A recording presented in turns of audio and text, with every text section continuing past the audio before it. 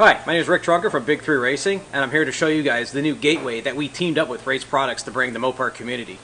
What you see here is the missing link from running a full standalone ECU on your factory equipped Hellcat cars, whether it be Charger or Challenger, and other makes and models are going to be coming as we test. This is the gateway. It's shaped just like a factory ECU. It goes into the factory ECU spot and plugs into your factory wiring. From there, there's a pigtail that runs out. You have to drill one hole in your inner fender well and mount your Holley Terminator X Max or Dominator ECU inside the inner fender well.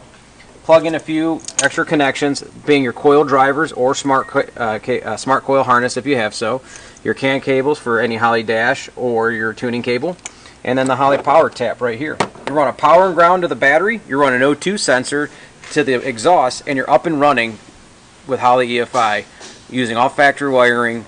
No crazy cutting or splicing, no custom wiring. All your factory functions work. The only thing that we lose, because it is a race computer, is cruise control.